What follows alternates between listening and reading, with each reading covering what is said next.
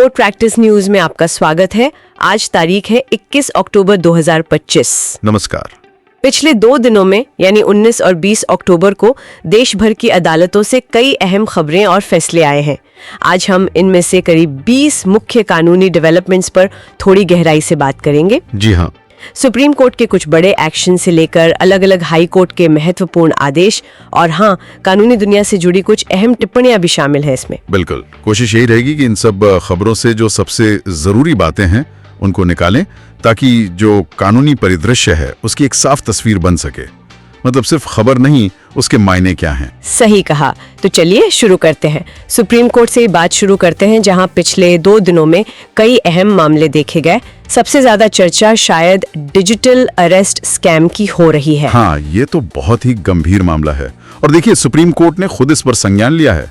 मतलब वो समझ रहे हैं कि ये कितना सीरियस है। अच्छा, इसमें हो क्या रहा है असल में? इसमें ये हो रहा है कि फ्रॉड करने वाले लोग वो नकली सुप्रीम कोर्ट या ईडी, सीबीआई वगैरह के अधिकारी बनके लोगों को वीडियो कॉल करते हैं। और फिर नकली आदेश दिखाकर उन्हें धमकाते हैं कि आपको डिजिटली अरेस्ट कर लिया गया है, आपकी संपत्ति जब्त हो जाएगी। अरे बाप रे। और इसी डर से खासकर जो सीनियर सिटीजन्स हैं उनसे करोड़ों रुपए ठग रहे हैं। हाँ, मैंने पढ़ा अंबाला में एक बुजुर्ग दंपत्ति से इसी तरह 1.5 करोड़ रुपए ले लिए गए। 1.5 करोड़?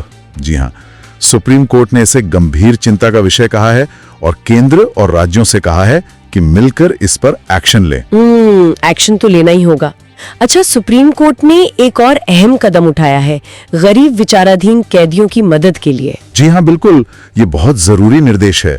सुप्रीम कोर्ट ने कहा है कि जो अंडर ट्रायल कैदी गरीब हैं, मतलब जमानत की रकम नहीं भर पा रहे हैं, तो उनकी जमानत राशि अब सरकार भरेगी। अच्छा, ये तो बहुत बड़ा कदम है न्याय तक पहुंच बनाने के लिए। बिल्कुल। सोचिए, कितने लोग सिर्फ इसलिए जेल में बंद रहते हैं क्योंकि उनके पास पैसे नहीं होते हैं। सही बात है। अच्छा, दिवाली भी नजदीक आ रही है, तो पटाखों पर सुप्रीम कोर्ट का क्या रुख है इस बार? कुछ नया?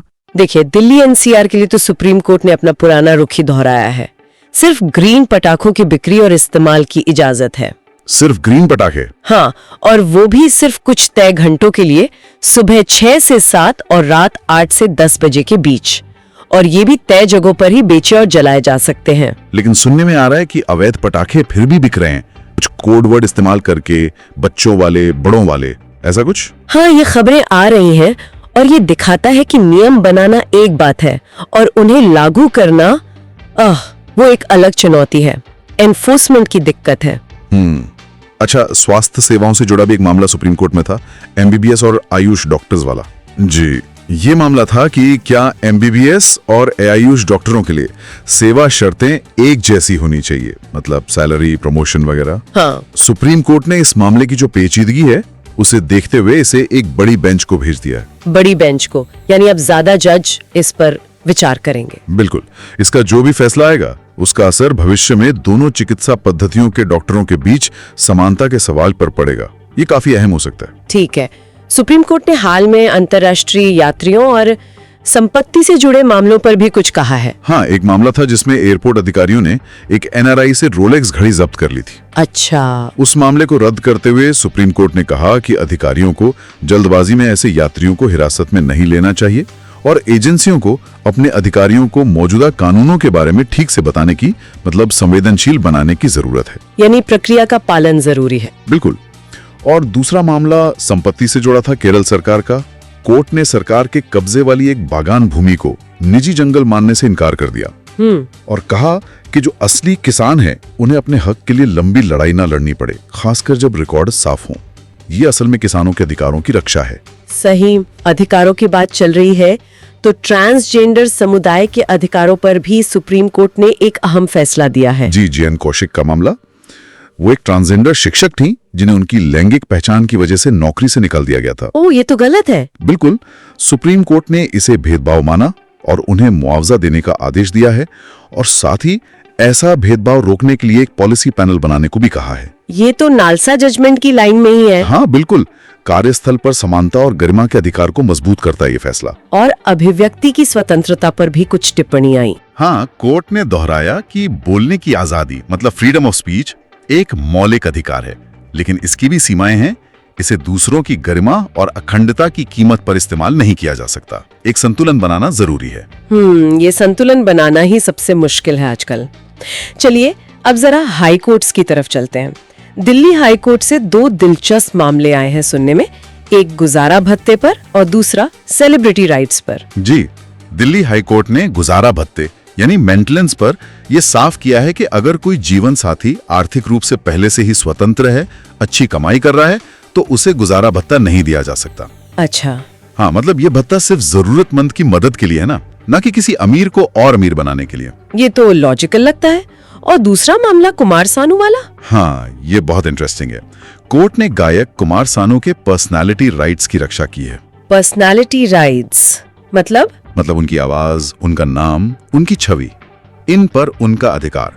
कोर्ट ने सोशल मीडिया प्लेटफॉर्म्स को आदेश दिया है कि उनकी इजाजत के बिना अगर कोई एआई से उनकी आवाज या छवि बनाकर कंटेंट डालता है या डीप फेक बनाता है तो उसे हटाया जाए। ओह, ये तो एआई के जमाने में बहुत जरूरी हो गया है। बिल्कुल, इसे कलाकारों के अधिकारों के लिए एक लैंडमार्क फैसला कह सकते हैं। दिल्ली हाई कोर्ट का एक और फैसला पारिवारिक आवास के अधिकारों से जुड़ा था। जी हाँ, कोर्ट ने कहा कि अगर पति ने पत्नी को घर से निकाल भी दिया हो, तब भी पत्नी का उस साझा घर में रहने का कानूनी अधिकार है। ये घरेलू हिंसा एक्ट के तहत मिला अधिकार है। ये महिलाओं के लिए एक जरूरी प्रोटेक्शन है। अच्छा, इलाहाबाद हाई कोर्ट ने भी कुछ कड़ा रुख अपनाया सुना है। हाँ, इलाहाबाद हाई कोर्ट ने एक अंतरधार्मिक जोड़े को गैर कानूनी तरीके से हिरासत में रखने के लिए पुलिस की कड़ी आलोचना की। पुलिस ने हिरासत में ले लिया था? जी, कोर्ट ने कहा कि पुलिस सामाजिक दबाव में काम नहीं कर सकती और सिर्फ वयस्क होने के नाते उन्हें साथ रहने का अधिकार है। कोर्ट ने हिरासत को अवैध बताया और जोड़े को मिलवा दिया। सामाजिक दबाव, ये कोर्ट की तरफ से पुलिस के लिए एक बड़ा संदेश है। बिल्कुल।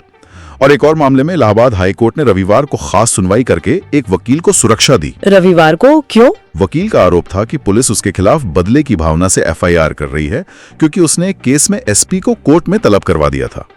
तो कोर्ट ने वकील को प्रोटेक्ट किया। वाह, ये तो दिखाता है कि कोर्ट वकीलों के अधिकारों के लिए भी खड़ा है। जी।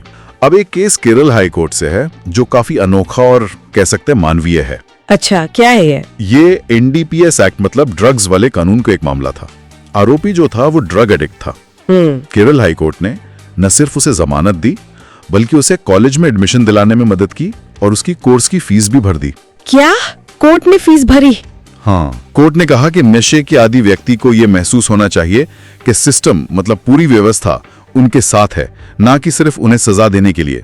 ये एक तरह से पुनर्वास की कोशिश है। ये तो वाकई बहुत अलग और सकारात्मक सोच है। बिल्कुल। कुछ और हाई कोर्ट से भी खबरें हैं? हाँ, जल्दी से बता देता हूँ।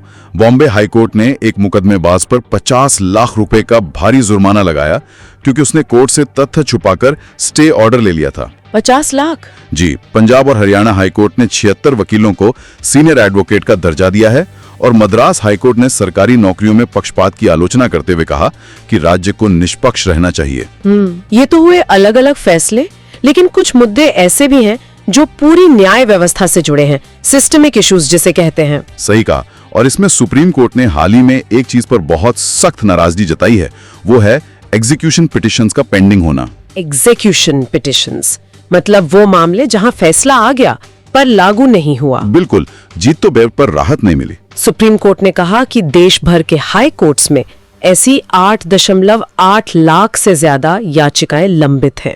8.8 लाख, ये तो बहुत ज्यादा है। हाँ, सुप्रीम कोर्ट ने इसे अत्यंत निराशाजनक और न्याय का मखौल बताया है और हाई कोर्ट से कहा है कि इन्हें जल्दी निपटाएं। इस पर तो कुछ करना ही होगा। इसी तरह सुप्रीम कोर्ट ने बीमा कंपनियों के रवैये पर भी थोड़ी पीड़ा जाहिर की है। बीमा कंपनियों पर क्यों?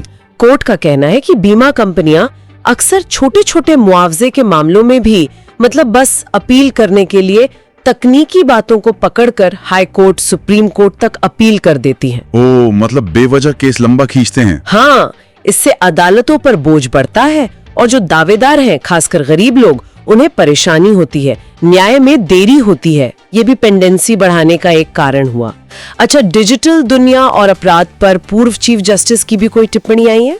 जी, पूर्व सीजेआई संजीव खन्ना ने कहा कि डिजिटल अपराधों के मामले में लोग अक्सर कानून लागू करने वाली एजेंसियों के डर से या प्रक्रिया में फंसने के डर से रिपोर्ट ही नहीं करते।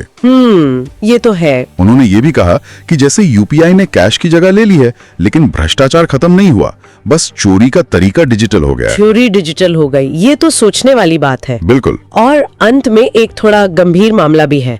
बॉम्बे हाई कोर्ट के एक जज पर आरोप लगा है। हाँ, ये एक संवेदनशील मामला सामने आया है। एक महिला वकील ने बॉम्बे हाई कोर्ट के जस्टिस श्याम सुमन पर कोर्ट में सुनवाई के दौरान दुर्व्यवहार का आरोप लगाया है। दुर्व्यवहार का? जी। उन्होंने सीजेआई और बॉम्बे एचसी के चीफ जस्टिस को चिट्ठी लिखी है।